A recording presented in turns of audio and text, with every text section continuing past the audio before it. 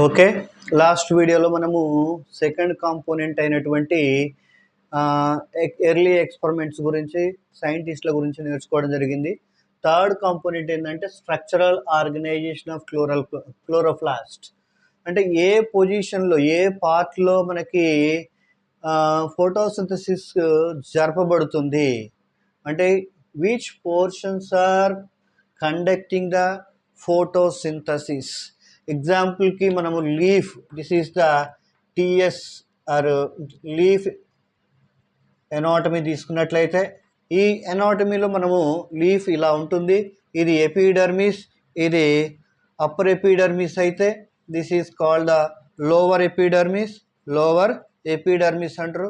ఇది palisade tissue అంటారు, ఇది స్పాంజ్ టిష్యూ అంటారు, ఇది వాసిక్యులర్ బండిల్, జైలము, ఫ్లోయము. ఓకే, ఇలా ఉంటుంది. ఇందులో మనకి ఈ క్లోరోప్లాస్ట్ అనేది ఎక్కడ ఉంటుంది అంటే ఈ పోర్షన్లో, అంటే పాలిసైడ్ టిష్యూ యొక్క వాల్స్ దగ్గర మనకు కనిపిస్తూ ఉంటుంది. ఇది ఎంటీ ఏరియా. ఈ ఏరియాలో మాత్రమే క్లోరోప్లాస్ట్ ఉంటుంది. క్లోరోప్లాస్ట్ స్ట్రక్చర్ చూసినట్లయితే ఈ విధంగా ఉంటుంది. ఇందులో మనకి this is called the outer layer, this is called the inner layer. దీన్ని మనం ఏమంటామంటే స్ట్రోమా అని పిలుస్తాము. ఈ పోర్షన్ అంతా కూడా స్ట్రోమా అని పిలుస్తాము. ఈ స్ట్రోమాలో ఈ స్ట్రక్చర్స్ని మనం ఏమని అంటామంటే థైలకాయిడ్స్ అని అంటాం. These thylakoids look like a Rubic-coin-like structures. The Rubic-coin-like structures or thylakoids are arranging in a one by one, and they forms a group of thylakoids. That group of thylakoids is called the grana. So between these two thylakoids are fused with connected with another branch. That branch is called the stroma thylakoid. So in this thylakoid they take a one thylakoid, this like structure. This is also having the two layers, outer layer, inner layer. Between these two having the small gap. In this gap they presenting a number of light reaction enzymes are presenting in these two thylakoids, and light reaction is also conducting in this region. Means between two thylakoid layers, the thylakoid is surrounded by two layers. The two layers between they having the gap లో మనకి ఏముంటుంది అంటే light reaction యొక్క enzymes number of అని ఉంటాయి. ఇక లోపల ఈ ఎంటీ స్పేస్ని ఏమంటామంటే లూమెన్ అని పిలుస్తాము. This lumen is the very important one.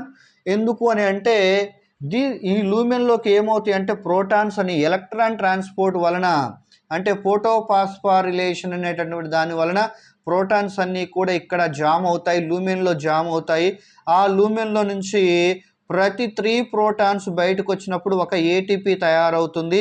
ఆ ఏటీపీతోనే మనము డార్క్ రియాక్షన్, ఫోటోసింథసిస్లో డార్క్ రియాక్షన్, కార్బన్ రిడక్షన్ అనేటటువంటి జరగడానికి, కార్బన్ అసిమిలేషన్ జరిగి మనకు గ్లూకోజ్ తయారు కావడానికి కావాల్సినటువంటి ఎనర్జీని ఈ ఏటీపీలే సప్లై చేస్తాయి. కాబట్టి that is the very important one.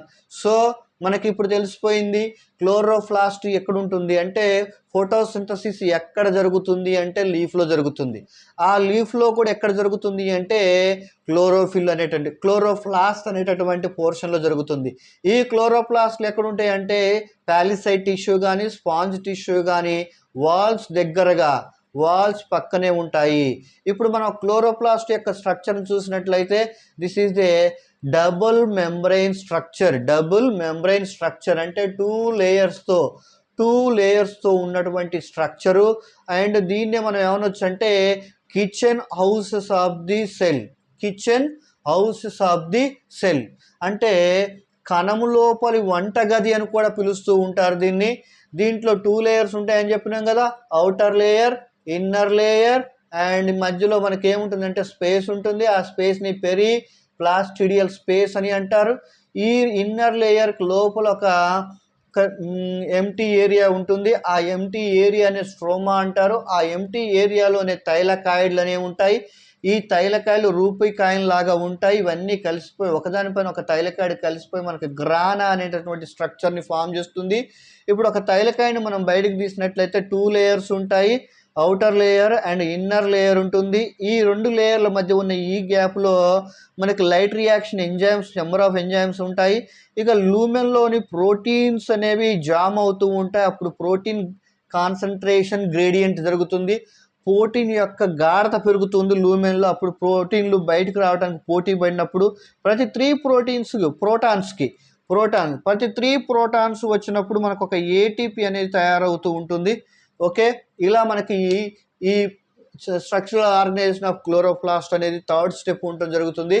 Next 4th స్టెప్లో ఏమొస్తుంది అంటే మెకానిజం ఆఫ్ ఫోటోసింథసిస్ గురించి మనం నేర్చుకుందాం. Thank you.